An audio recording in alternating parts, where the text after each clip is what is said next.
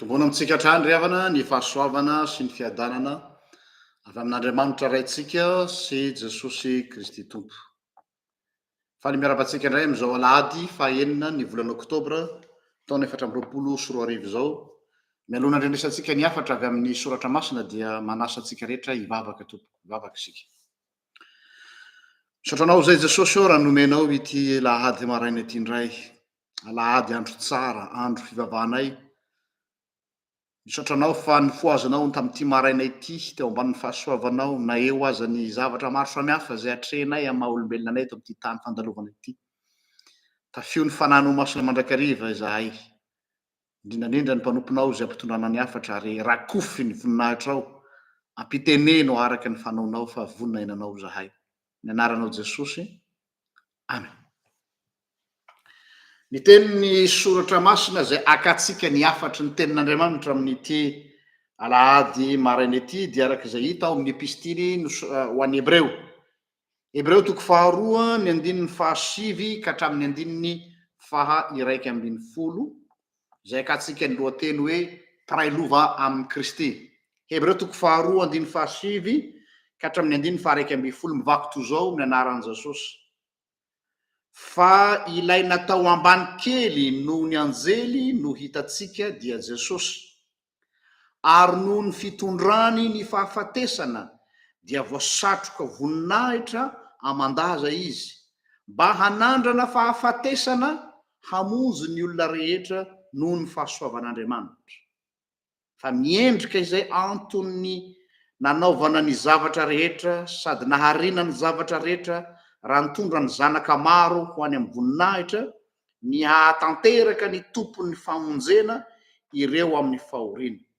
Fa iray no nihavian'izy roa na izay manamasina na izay hamasinina, koa izany no tsy mahamenatra azy hanao ireo hoe rahalahy. Averiko indrindra le farany, koa izany no tsy mahamenatra azy hanao azy hoe rahalahy. Amen. Asa raha fatatsika fa ary anisan'ny mampitolagaga mihitsy ny fananan'ireo japonais, ny toetra ny japonais manaja olona, fatra-panaja olona, respectueux vazaha. Tsy fantatro raha mahatsikatra zany ianareo fa ho anay tamin'ny faritra atsimo, indrindra faritra Ambovombeandro iny, nisy dokotera japonais miasa tamin'ny faritra iny, tamin'ny hôpitaly. Fa ireo mpitsabo japonais ireo dia fatra-panaja olona ka rehefa sanatrehan'izany tsy tana ny ain'ilay marary, maty zany nodimandry, dia miondrika mpanajana manoloana ny fianakaviana na ny vatamangatsiaka an'ilay maty izy. Ny japonais koa mahavita ohatra hoe responsable ana banky na responsable commercial anankiray, rehefa miditra amin'ny toerana misy ny client dia miondrika zareo manoloana ny client izy ireo. Mety hitentsika hoe stratégie commerciale zany, peu importe fa ny zava-dehibe dia ny fanajan'ny olona. Any amintsika zao fantatsika tsara fa vao miditra amin'ny toeram-piasana anao na amin'ny toerana dia miketiketoka ny olona rehefa manana fahefana. Na ny japonais indray dia contraire an'izay.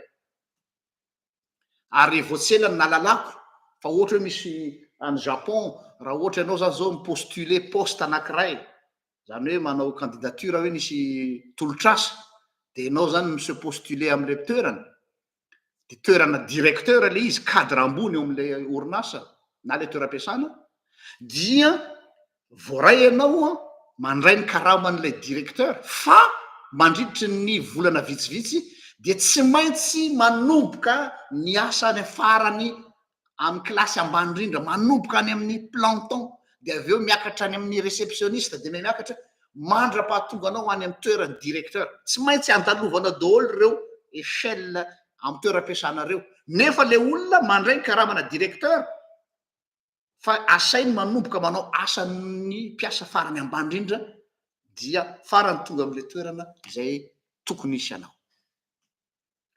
Izay zavatra izay no tia zareo hitondrana ansaina hoe ataonao ahoana izay ery amin'ny toerana ambony mitondra olona raha tsy miainanao ny zavatra ny ainan'ireo mpiasa eo ambany fifehezanao. tsy afaka ny baiko, tsy afaka ny hitondra an'io ekipa io ianao raha tsy ianao mihitsy aloha no nyaina zay zavatra ny ainany, zay vo afaka manome baiko azy, tsy manao patron be zany. Izay sary zay no tsaroko rehefa nandinika an'ity texte anjaratsika androany itya. Zareo tsara eto amin'ity epistily any Hebreo ity hoe Kristy Andriamanitra tonga olombelona mba hamonjy atsika. Zay le filazana klasika efa haitsika zay. Fa tsy ndriny epistily any Hebreo hoe tsy nisy alternativa hafa akoatr'izay. Mety hametra-panontaniana atsika moa ve tsy azon'Andriamanitra atao hoe teny amin'ny raha lanitra izy niaraka amin'ny anjely be deaibe de ambony seza fiandrianana no miteny fotsiny hoe voavela ny elokaro rehetra de vitatreo, fa maninona tsy maintsy tahaka ny reto japonais reto midina amin'ny toerana ambany indrindra, atao hoe ambany zany satria miala amin'ny toera amboninany. Tsy misy safidy hafa azon'Andriamanitra natao namonjera ny olombelona raha tsy midina amin'ny toeran'ny olombelona mihitsy izy. Amin'ny teny frantsay izy, eto indray ary de fa ialana tsiny sady arak'le publication nataoko maly, amin'ny teny frantsay izy de hoe le fils de Dieu doit épouser notre condition humaine. Zay expression zay mihitsy, ny zanak'Andriamanitra dia tsy hoe tonga no fotsiny, tanareo fa tsy mahalaza azy tsara amin'ny teny malagasy. Raha vadika rabaka teny izy de hoe manambady ny maha olombelona, tsia tsy maintsy manana firaisana amin'ilay vatana maha olombelona azy Andriamanitra, zay vo afaka manatanteraka ny asa-pamonjena. Il doit épouser notre condition humaine. Ary faniniko ny safidina mihitsy teny hoe épouser la condition humaine, satria ao anatin'izay épouser zay dia misy heviny be deaibe. Ianao raha manambady olona zany dia raha ny tokony ho izy, raha ny tokony ho izy de ny fitiavana no ambadika ao. Épouser, ainao rehefa manambady io, rehefa manambady de tsy vitany hoe te hanambady any olona io a, te iray tokantrano aminy, fa misy zavatra tsy maintsy afoinao, zay le hoe tsy maintsy andaony rainy sy ny reniny izy ka hikambana ny vadiny, mba hahafahany mikambana amin'ny vadiny, mba hahafahany manorina tokantrano vaovao, tsy maintsy mandao. Tsy hoe mandao geografika fotsiny hoe miala ny trano dada sy mamo, fa misy zavatra ilaozanao, ny fahazaranao ilaozanao, ireo zavatra nafinaritra anao hatramin'ny fahazarana, misy tsy maintsy laozana hanorina zavabaovao. De toy izany koa Kristy, ahafahany mamonjy ny olona, ahafahany manafaka ny olona ho fahotana, de tsy maintsy foanany ny tenany aloha.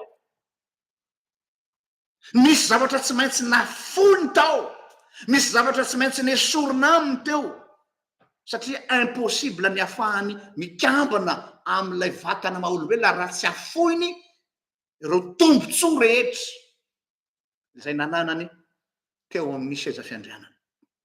Épouser la condition humaine midika ny fitiavana no mibaiko azy, ary raha tsy adala-pitia itokoa tsy possible ny anaovana zany, tsy possible zany. Noho zany asehony mpanoratra eto zany fa Jesosy tsy noterena hidina teto am'izao tontolo zao, tsy noterena hafoy ny ainy, fa noho izy adala-pitia amin'ny raha olombelona dia tsy maintsy nafoiny ny maizy azy, mba hafahany miray amin'ny raha olombelona. Zay le hoe tafaray amitsika izy, mikambana amitsika izy, ao anatin'izany fikambanany Kristy zany dia tsy maintsy mahafoy ny maizy azy izy. Zay le hoe épouser la condition humaine.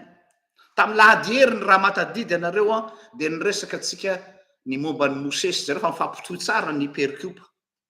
De tao anatin'izany lazaintsika hoe tandindon'ny Kristy i Mosesy, izay nilazantsika hoe tsy maintsy nendana teo amin'ny reniny izy, tsy maintsy nafoy ny reniny izy, ary navela irery teny ambonin'ilay renirano Nily mba hamonjena ny olona zany hoe mba ahafahany Mosesy mamonjy ny zanak'Israely ahafahan'Andriamanitra plutôt hamonjy ny zanak'Israely dia tsy maintsy nendahana tamin'ireny izy ary tsy maintsy nafoy izy. Io mihitsy ny sarin'ny Kristy, tsy maintsy nesorina teo amin'ny rainy izy.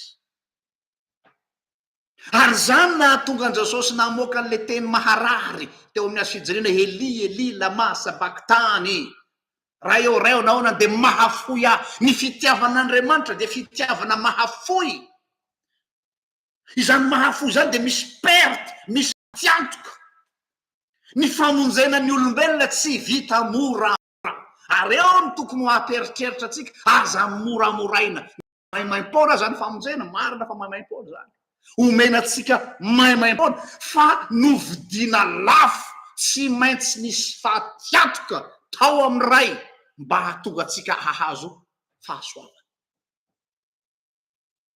Tsy vita moramora ny famonjena atsika, fa tsy maintsy nanomboka ny atao hoe nafoy ny zavatra rehetra izy. Ao amin'ny fanekempinoana apostolika dia nitentsika hoe mino aho izy misy fitsangana tena maty, ary Jesosy nidina tany amin'ny fiainatsika, ampisehoana nidina traizy izy hatrany amin'izay tsy tokony hidinana nidinana, mba ahafahany manandratra atsika avy tao amin'ny fahafatesana. Ary naseho ny mivantana tsara mihitsy zany, ohatra azo tsapaitanana tamin'ny alalan'ny fotoana izay nahafatesan'i Jesosy ka nanoloran'i Jesosy ny ainy farany hoe vita, voatapotra ny ain Jesosy inona ny zavatra nitranga, dia nisy voalaza ny filazantsara hoe nisy olona efa maty vitsivitsy taloha no nitsangana tamin'ny maty dia tao a Jerosalema zany. Zany hoe asehony mihitsy hoe ny fietreny, ny fahafatesany no lasa fahavelomantsika ao amin'ny Kristy. Paoly apôstôly dia milaza azy mazava tsara ihany koa any amin'ny Efesianina, ndeha jerentsika kely, Efesianina toko faefatra ny andininy fahavalo ka hatramin'ny andininy fahafolo. Efesianina toko faefatra ny andininy fahavalo ka hatramin'ny fahafolo amin'ny anaran'i Jesosy.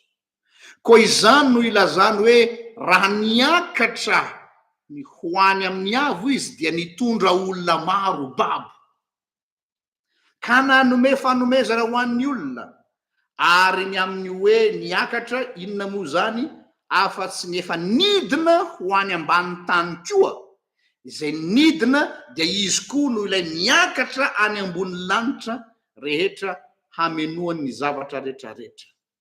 Amen. Zany hoe tsy maintsy nidina farambany Kristy mba ahafahany mitondra babo, raha zay ny ilazan'ny Paoly azy, hoentiny misandratra eo ankavanany ray. Noho izany maninona no itrikitrehantsika foana tsy misy lalam-pamonjena afa-tsy ao amin'ny Kristy, tsy hoe sanatria fitiavana te ampisongadina an Jesosy fotsiny, tsy hoe tsy sanatria moa fa le ndraindray masiny olona miteny hoe nareo kristiana mi-exagere hoe tsy maintsy Jesosy ihany. Misy miteny an'izany hoe fa nga tsy ilaina, nga tsy ampy fotsiny hoe za zao mihino fisian'Andriamanitra, Andriamanitra naharalanitra sy ny tany, Andriamanitra za mihino an'Andriamanitra tsy mila an Jesosy. Mandeha daholo ty teoria rehetrarehetra ty, ka za malagasy efa vavaka hatramin'izay. Tsy misy alternativa ahafahana mamonjy ny olona raha tsy amin'ny Jesosy ihany. Tsy hoe noho ny fanindraindrako an Jesosy, tsy hoe noho ny maha-kristianina fa tena realite le izy, satria nahoana tsy nisy nidina amin'ny farany ambany mba nanandratrahy afa-tsy io rangahy maty teo amin'ny Asijaliana io. Milaza ahy ianareo Andriamanitra anankiray, za tsy miteny hoe milaza Andriamanitra mahavita fahagagana, be debe mahay fahagagana, devoly mahay fahagagana. Fa ny fantaniko hoe iza no Andriamanitra nasahy, ary lazay ny Hebreo tsara mazava tsara izy hoe nanandrana fahafatesana, iza mba lazao ahy fa manala baraka amin'ny Andriamanitra, zany hoe aiza misy Andriamanitra mety maty zany.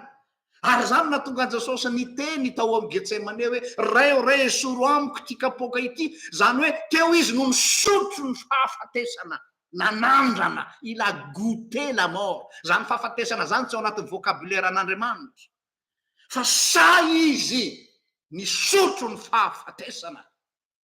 zay mahatonga am'teny hoe izy rery any no sahy maty. Tena lazaiko mihitsy hoe sahy maty. Ary io no mahatonga mirehareha mihitsy zay le hoe raha misy reharehanareo de Kristy hoe milaza amiko ianareo Andriamanitra anankiray nahavita an'izany hoe nidina hatrany amin'ny farany ambany nanompo ny olombelona ary nanaiko ho fato mba hamonjena fa ariko androany ny maha kristianina fa tsy misy. Tsy tonga ho azy le io tsy misy famonjena anarana hafa azahoana famonjena ty ambany masoandro afa-tsy Kristy satria izy rery no nanaiky nidina any amin'ny farany ambany mba hanandratany ahy any amin'ny farany ambony. Ary zay le mekanisma mahavariana ny fidinan'Andriamanitra farany ambany no fisandratako no fanandratana ho lasa zanak'Andriamanitra.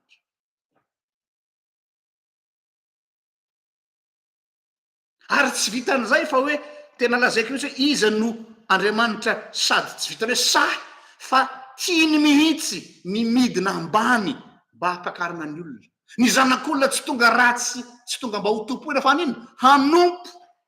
Tsy mampietry ny voninahiny zany fa ny voninahitry Kristy mahita ny zanany misandratra. Isika olombelona nefany a ahoana moa fitentsika malagasy hoe ory hava-manana tsy zay fa nany Kristy de zao raha izay no manandratra ny olona hiala avy eo amin'ny vovoky ny fahafatesana de tsy maninona. Aleo zaho hososena hozy Jesosy, aleo zaho ho vetavetaina, aleo zaho ho mehezana, ho felahana ny tamaina, ny rorana sy ny sisa, fantatsika ny toy ny tantara. Io fitiavana io tompoko tsy vitany déclaration d'amour fotsiny fa ny fitiavana io de manam-piseho misy hoe hatraiza ny fanekeny hizara amitsika zay le pray lova, le pray lova amin'ny Kristy sao de heverinareo fa le lanitra ihany hatramin'ny fahoritsika hiarahan Jesosy manana zay le hoe mifampizara ny manta sy ny masaka manaiky hiaraka hiaina am'izay condition humaine ny ainan Jesosy zany. Fantatry Jesosy zany hanoanany zany, fantatry Jesosy zany reraka zany, matoa izy natory tao anaty sambo kely reraka. Fantatry Jesosy zany tomany zany rehefa manoloana fahoriana tamina faty any Lazarosy ny tomany izy teo an-tendrombohitry ny Betania izy natazana ny Jerosalema hoe ry Jerosalema ary Jerosalema raha fantatrao mantsy ny andro zay namangiranao. Ny tomany Jesosy satria hitany mialosa hady ny fotoana zay andravana ny Jerosalema. Fantatry Jesosy zany mangororo ny fanahitro tao Getsemane angovitra izy, natahotra izy ilay zanak'Andriamanitra feno tahotra. Ary indrindrandrindra fantany zany atao hoe maty zany. Zay ny voalazany Hébreu toko faharoa hoe ary dia nanandrana ny fahafatesana izy. Ny fanontaniana apetraka aminao ary ny mpanaraka ny pejy, toy zany ny fitiavan'ny Kristy atsika, nomeny atsika daholo ny zavatra rehetra, tsy nisy notazomy ho azy ny anarany. Ny titra nanany hoe zanak'Andriamanitra no zarainy aminao koa, zay le hoe pray lova tena zarainy omeny atsika daholo. Titra hoe zanak'Andriamanitra nomeny anao koa zany, tsy izy rery natao hoe zanak'Andriamanitra fa itsika koa. Ny hoe ray azy rery io, ray ny samy rery io nefa de zarainy aminao koa, afaka miteny koa hoe rainay zay ny an-danitra, nefa izy miteny hoe abaray io. De rehefa nampianatra mivavaka ny mpianatra izy rainay zay ny an-danitra, azy rery io fa no zarainy aminao koa. Dia mbola misy anankiray koa ny amin'ny Jaona toko faefatra ambin'ny folo andiny fahatelo, Jaona toko faefatra ambin'ny folo andiny fahatelo amin'ny anaran'i Jesosy. Ary raha handeha hamboatra fitoerana ho anareo aho de ho avy indray ka handray anareo any amiko, ka izay hitoerako no hitoeranareo koa. Ole retsy iza ny filoham-pirenena, iza ny mpanjaka ato ambony ty tany ty, iza no amperora, iza ny prime ministre, peu importe ny titre zay anananao, hisahy hoe zaraiko aminao ny toerako, izay toerako ny toeranareo hatramin'ny toera amboninahitra ananany nomeny anao. Tsy nisy zany hoe tena mifoanana mihitsy ny zavatra rehetra ka nomeny atsika daholo, nomeny ny lanitra zay seza fiandrianany zarainy aminao, hany am'izay toerako no toeranareo koa. Ny rainy zay azy rery le teny tino zanako malalako zay sitrako no zarainy aminao ka afaka miteny koa hoe raiko. ny voninainy dia mbola zarainy aminao koa. Tsy nisy intsony zany a mba hoe ity mba privilège n'Andriamanitra samy rery ka notazomino azy, fa le ambokambony na le sisasisa an'Andriamanitra no nomeny anao hoe ty mba misy sisasisa tsy lamitra zay moa fanao tsika rehefa mba manao rakitra, rehefa mba manao fanomezana, rehefa mba manao fiantrana olona, ty mba misy kely vao tsy rambony tanana omeko anao mba hanapiko anao, efa ambony nampiasainao zany, fa miazy lay izy manontolo mihitsy nafoiny ho anao. Tsy ny ainy ihany io masa mazatra atsika efa natolotsy Jesosy atsika ny ainy eny tompoko maro zany, fa azadino fa ny lanitra koa nafony anao, ny rainy koa nomeny anao, ny titre amboninahitra koa nomeny anao, tsisy tsony ho azy. Zay le hoe foana ny tenany tamin'akany endriky ny mpanompo, ka io tsy fanetrena hetrahetra hoe modimody manetry tena, fa tena fahafozany zavatra rehetra.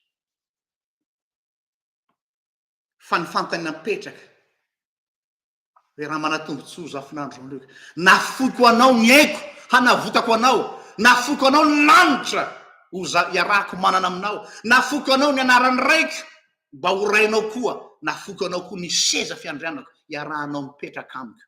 Mba inona nafonao ahy tomponao? Eo no problème. Inona no mba zaraintsika amin'Andriamanitra? De mety tena hoe ka zany hoe dadapasy tsy manana ininona zany hoe sahirana zany hoe mahantra, tsy mila ny volanao izy. Any Jehovah ny tany sy zay rehetra ho aminy. Ataoko inona ozy izy ny biby fanatitra entinareo ka hoe ity ny biby fanatitra sy ny jaboranareo tsisy ilako an'izany, anadolo biby rehetra ny anala ozy. Fa misy zavatra anankiray mba andrasany aminao, tsy ny tena mahandrasa fa antenanao ny fonao. Anaka tolory any fonao, io fonao efa simbasimba io fonao efa rotodrotiky ny fiainany io fonao efa tsisy ilana azy intsony io tsakitsahany olona amin'ny tany io no tadiavina. Tsy mitady zavatra be dehibe izy, nefa de tsy fonao. Mbola lazainao hoe ty jardin secret ako Andriamanitra, ty kosa aloha mba aloha ty mba zany mba mifehy eto, fa ny akoatra omeko anao daholo. Misy aneny olona zay le eritreretiny fa zay ny amin'ny tany an'Andriamanitra efa nomeko an'Andriamanitra nanompiako an'Andriamanitra daholo nefa nanako dadapasy, ny tobilako alefako manao tafika masina, ny volako ataoko apafolo karena na apazato karena ary tsy maninona, ny tranoko anaovana fitaovavahana rehefa mba alahady iny ny vory ao ka ny STK ny fifoazana efa nomeko, fa ity kosa anao mba ho ahy. De malahelo aho milaza aminao io mihitsy no tadiaviny aminao. Tsy mila katikateranao izy, tsy mila ny volanao izy, tsy mila ny rakitra anao izy, fa io zavatra mahafatifaty anao io mihitsy. Atraiza no iarahanao mifampizara aminy ny fiainanao, ny azy nomeny anao daholo. Fa ny fanontaniana amintsika olombelona hoe mba atraiza ny arako manana aminao ny fiainanao. Raha miteny eny ny soratra masina hoe atolory ahy ny fonao, tsy hoe kory Andriamanitra te hanjakazaka fa linany aminao izy, misintéresseny aminao izy, te hifampizara aminao zay rehetra mombanao, satria ny azy efa nomeny anao. Tsy hoe Andriamanitra linany aminao mba am'izay ahafahany mitay anao, non, efa notahiny anao, efa nameny anao ny zavatra rehetra. Ary zay tsy mampitovy ny teolojia atsika amin'ny teolojia ny hafa hoe inona ny tsy ambarateny ny fahombiazana, mila mahafoy an'izao, mila manao zao anao mba hirotsaka ny fiteny. Efa narotsany aminao ny fahasoavany rehetra, ary tsy fahasoavany ihany, fa na ny olona masina atao hoe fahasoavana de le fitahiny, fa ny lanitra no fa nomeny anao.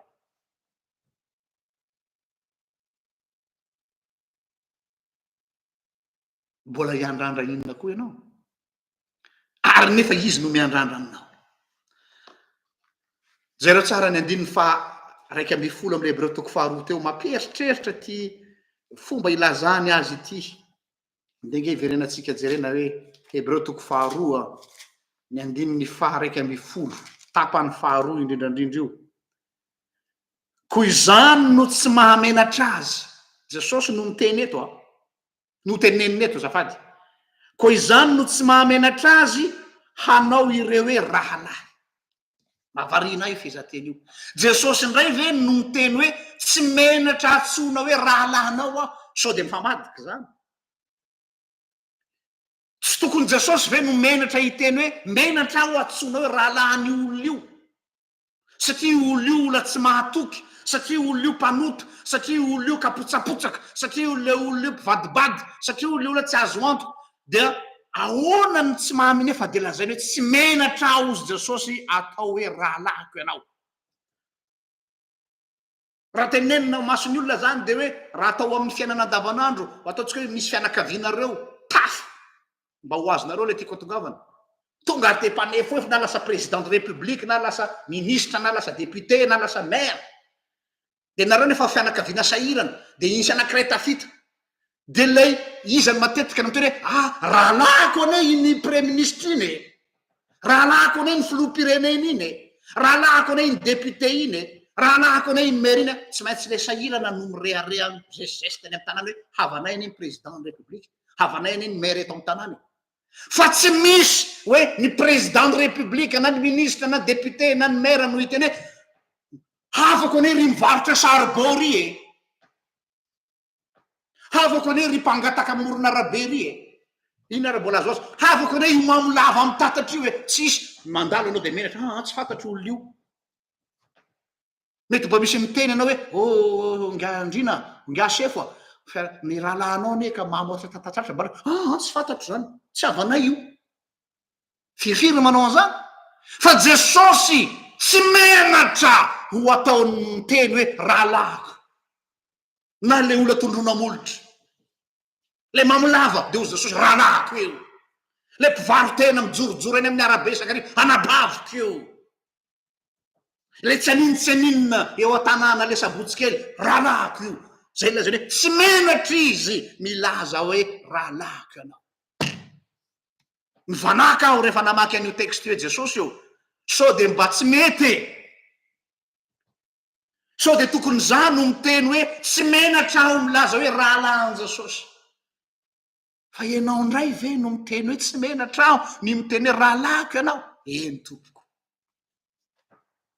eo am'izay mety mahafabaraka eo am'izay mety mampietry voninahitra no ilazany jesosy hoe ijoroany eo anatrehany olona eo anatrehany tany sy ny lanitra eo anatrehanyandriamanitra mihitsy aza hoe io afaka milaza zay tiany atao daolo ny olona rehetra ka io ane ka zao ka io ane ka zao io ane ka zao io ane ka zao io rahalahiko io anabaviko io ary feno fierté izy miteny an'izany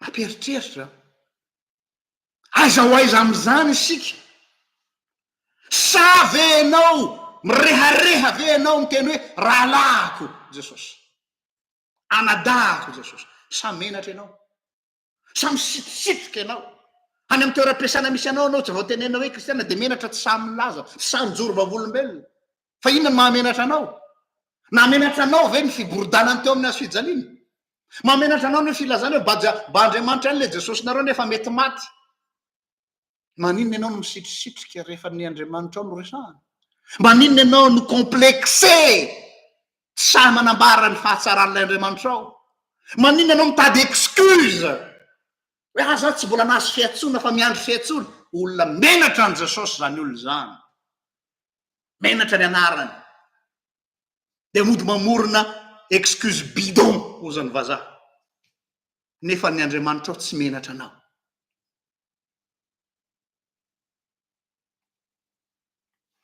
mbola misy tena anankiray koa amin'ny kolosianina toko voalohany 5:20 mbola ampieritreritra atsika hatrany hoe atraiza le hoe mampiray lova amin'ny kristy atsika hoe iarahany mizara ny zavatra rehetra antsika kolosianina toko voalohany 5:20 misy an'izao teny zao hoe ny anaran' jesosy ary izy no lohany tena dia ny fiangonana izany izy no voalohany de ny lahy matoa tamin'ny maty mba ho lohany amin'ny zavatra rehetra izy mamy ane zany teny zany San Jesosy mihitsy no miteny hoe lahy matoany maty izy. Tsy hoe nanolotra ny ainy fotsiny. Jereo tsara le zavatra tiany Paola zay eto a. Rehefa nandao ny lapany sy ny voninany izy dia tonga olona, ary normalement rehefa vita ny asa mpamonjena, ny antony natongavany olonofo re de mba ahafahany mamonjy atsika. Vita ny asa, izy any teny teo amin'ny asijany hoe vita. De rehefa niverina tany amin'ny rainy izy, normalement ohatra ny olona anankiray, hitanareo le miasa amina mpanamboatra trano reny, manao combinaison anao rehefa miasa, vita ny asanao a, tsy hitondra an'iny akanjo maloto combinaison iny anao any an-tranonao fa esorinao any amin'ny chantier iny, de mandro anao, de manisy savony anao, de manisy parfum anao mba ho manimanitra mody any mivady aman-janakao na mba présentable. Fa nan Jesosy tompoko de tsy nesoriny lay maha olona azy fa noetiny akatra any an-danitra. Jereo tsara zay hoe nasandratra Andriamanitra any amin'ny toerana amboniny mihitsy lay maha olombelona. Zay le hoe tsy menatra mihitsy Jesosy mampiseho hoe olombelona izy. Zany hoe fanahy fotsiny izy niana avy any an-danitra nidina tety, fa rehefa niverina anakany amin'ny rainy izy de niova sady Andriamanitra ny olombelona. Hirehareany mihitsy, omeny voninahitra mihitsy le maha olombelona azy, ka noetiny eo ankavanany ray. Am'izao ora sy fotoana itenenantsika zao, Jesosy eo ankavanany ray mitovy amiko. Izy ny lahy matoany maty. Zany hoe solo tenatsika, ambasadoritsika eo anatrehan'Andriamanitra hoe izy ny olombelona voalohany nanitsaka an'izany atao hoe lanitra. Midika inony zany? Midika zany fa tena nasandratra ny any amin'ny toerana farany avo ny maha olombelona atsika. Ary eo ankavanany ray izy ny solo tenatsika atao hoe ambasador ny olombelona. Solo tenatsika eo anatrehan'Andriamanitra. Voninahitra ane zany. Voninahitra ane zany. De raha avadika indray ara ny rasa. Ianao io zany zay milaza hoe zanak'Andriamanitra. Ianao io zany zay milaza fa mpiray lova amin'ny Kristy. Ianao ve mba manaiky ho ambasadoriny lanitra eto an-tany?